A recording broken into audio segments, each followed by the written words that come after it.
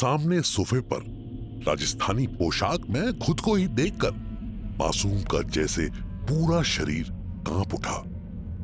एक तेज चीख के साथ उसने अपनी आंखें बंद कर ली और जब उसने अपनी आंखें खोली तो सामने कोई नहीं था।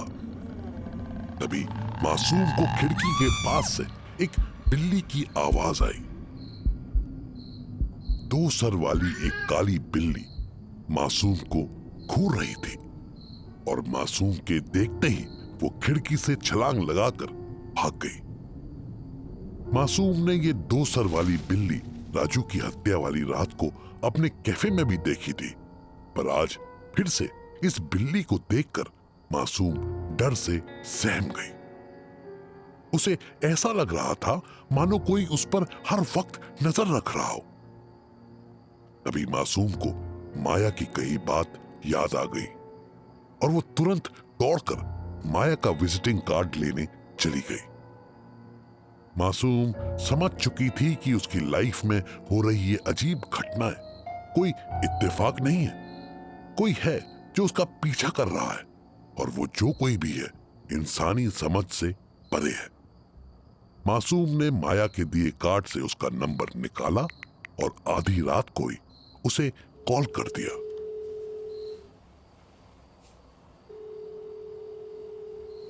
आपको कैसे? मुझे कुछ समझ नहीं आ रहा, ये मेरे साथ क्या हो रहा है?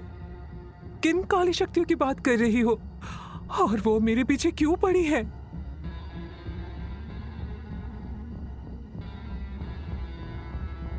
लेकिन आप? माया ने मासूम को कुछ भी बताए बिना सीधा मिलने आने को कहा। मासूम को माया की बातें समझ नहीं आ रही थी, लेकिन बीते कुछ दिनों से जो कुछ भी उसके साथ हो रहा था उसे सोचने के बाद उसे माया पर भरोसा होने लगा था। उधर हड़पसर में समीर के घर के बाहर गली के कुत्ते लगातार भौंके जा रहे थे। अजीब सी दिखने वाली इस पुराने घर की छत से एक अजीब सी लाल रोशनी आसमान तक जा रही थी। उसे देखकर ऐसा लग रहा था जैसे वो आसमान को चीरती हुई कोई सुरंग हो। समीर घर के अंदर एक कमरे में चुप बैठा था। उसकी आंखों में आंसू थे और वो सामने दीवार पर लगी कुछ तस्वीरों को एकटक देखे जा रहा था। समीर की आंखें लाल थी और आंसू रुकने का नाम ही नहीं ले रहे थे।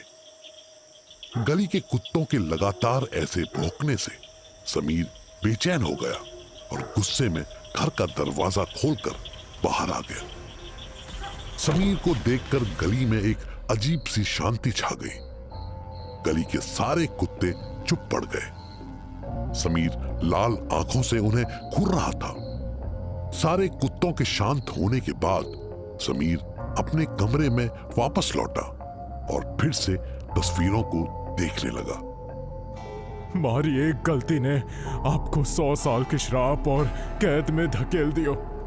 मन्ने माफ कर जो पण अभय पकत आ गयो है कि सब ठीक कर दियो जावे। समीर के सामने दीवार पर लगी तस्वीरें राजगढ़ के शाही परिवार की थी, जिनमें बाकी लोगों के अलावा हाथ में तलवार लिए बैठे समीर की भी एक तस्वीर थी और नीचे लिखा हुआ था, कुंवर सूरज प्रताप सिंह।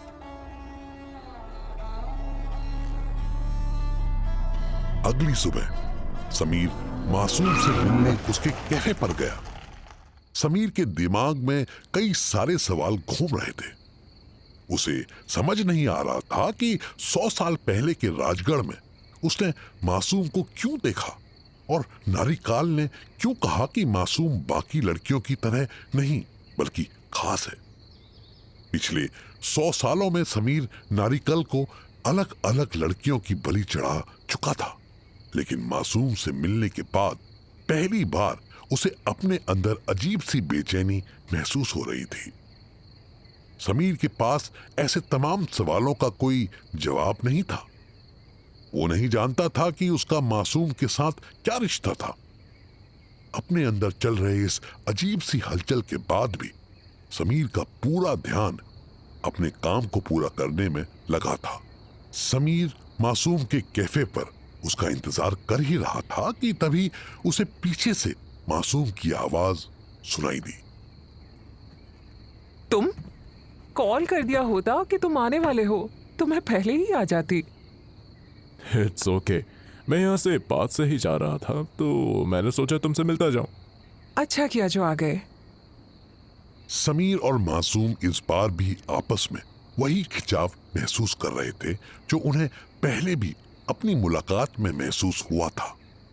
दोनों के चेहरों पर एक मुस्कान थी और आंखें ऐसे मिल रही थी जैसे एक दूसरे से बहुत कुछ कहना चाहते हो। दोनों आगे कुछ कहते, तभी कैफे के एक वेटर ने टीवी ऑन किया और टीवी की आवाज से दोनों का ध्यान उधर चला गया।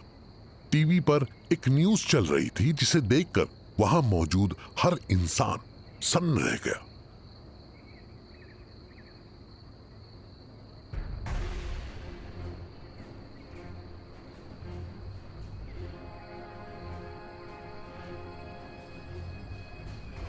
बीती रात हुई कुत्तों की इस दर्दनाक हत्या की खबर सुनकर मासूम की आंखें गुस्से से लाल हो गई। इतना हैवान कौन हो सकता है? इन बेचारे जानवरों ने किसी का क्या बिगाड़ा होगा? मासूम ने गुस्से में कहा। कुत्तों के कत्ल की बात सुनकर समीर मासूम से नजर चुराने लगा और उसने बात बदलने की कोशिश की। हाँ, इस साइड आओ ना, उधर बैठते हैं।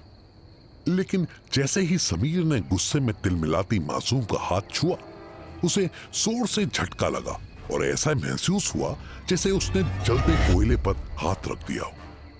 समीर की आंखों के आगे कुछ पल को अंधेरा छा गया और उसे 100 साल पहले के राजगढ़ के कुछ धुंधले दृश्य दिखे, जहां मासूम जैसी दिखने वाली एक लड़की राजस्थानी पोशाक पहने घोड़े पर बैठकर हाथ में तलवार लिए काले कपड़े पहने कुछ लोगों का पीछा कर रही थी।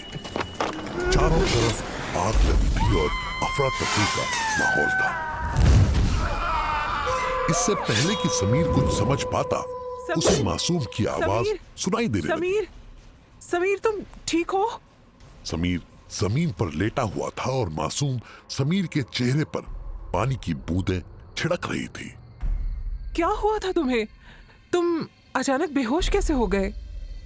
मासूम लगातार समीर से बातें किए जा रही थी, लेकिन समीर का दिमाग जैसे सुन्न पड़ गया हो। पिछले 100 सालों में उसके साथ ऐसा कभी नहीं हुआ था। उसका शरीर ठंडा पड़ा हुआ था और उसकी दिल की धड़कनें तेज थी। मासूम ने समीर का हाथ पकड़ा और उसे उठने में मदद करने लगी। समीर पास में रखी एक कुर्सी पर बैठ गया। तुम्हारी तबीयत तो ठीक है ना? या ऑल ओके। पता नहीं अचानक से चक्कर आ गया, मे बी बिकॉज ऑफ रात को लेट सोया था। हाँ, होता है कभी कभी। डोंट वरी, मैंने तुम्हारे लिए हमारे कैफे की स्पेशल कॉफी ऑर्डर की है। उसे पीकर you will feel more energetic. मासूम ने मुस्कुराते हुए समीर के हाथ पर हाथ रख दिया। समीर भी मासूम को मुस्कुरा कर देखने लगा, लेकिन उसके दिमाग में अभी भी कई सवाल चल रहे थे। वैसे तुमने अच्छा किया जो आज आ गए। मैं भी इन दिनों थोड़ा लो फील कर रही हूँ, सो तुम्हारे बहाने ही सही मेरा भी थोड़ा मूड फ्रेश हो जाएगा। मासूम ने समीर की आंखों में देखते हुए कहा। समीर जानता था कि उसे धीरे धीरे मासूम के दिल में अपने लिए जगह बनानी है और इसकी शुरुआत हो चुकी थी। मासूम, आई जस्ट वांट से कभी भी तुम्हें लगे कि यू नीड मी, तुम मुझे कॉल कर सकती हो। I am with you. Thanks.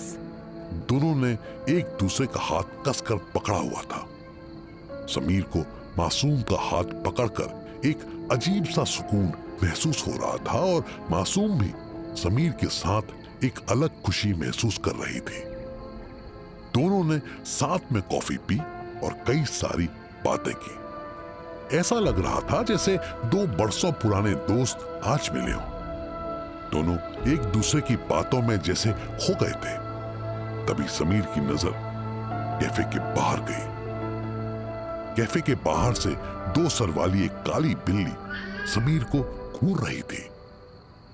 दो सर वाली इस बिल्ली को देखकर समीर के चेहरे के भाव बदल गए और वो तुरंत खड़ा हो गया।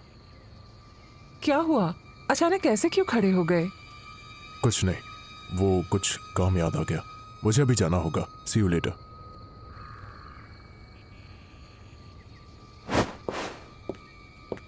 इससे पहले कि मासूम कुछ कहती, समीर वहां से चला गया। समीर का ऐसे अचानक उठकर चला जाना मासूम को थोड़ा अजीब तो लगा, लेकिन उसे भी माया से मिलने जाना था। इसलिए वो भी बिना देर किए अपनी कार को लेकर माया के दिए एड्रेस पर निकल गई। लोकेशन पूना से बाहर जंगल के पास की थी। रास्ते में मासूम समीर के बारे में ही सोच रही थी। बहुत दिनों बाद उसे अंदर से अच्छा महसूस हो रहा था। मासूम के चेहरे पर एक सुकून वाली मुस्कान थी। तभी मासूम की नजर सड़क के किनारे घने पेड़ के नीचे जमीन पर गई। वहां एक आदमी उल्टा पड़ा हुआ था। मासूम ने तुरंत अपनी कार रोकी और उतरकर उस आदमी के पास गई। मासूम ने इधर उधर देखा। सड़क पूरी सुनसान पड़ी हुई थी और चारों तरफ जंगल था। मासूम ने जैसे ही उस आदमी का शरीर सीधा किया तो उसके होश उड़ गए। वो आदमी कोई और नहीं बल्कि समीर था। उसके मुंह से खून में सनी काली राख बाहर निकल रही थी और दिल की धड़कनें बिल्कुल शांत थी।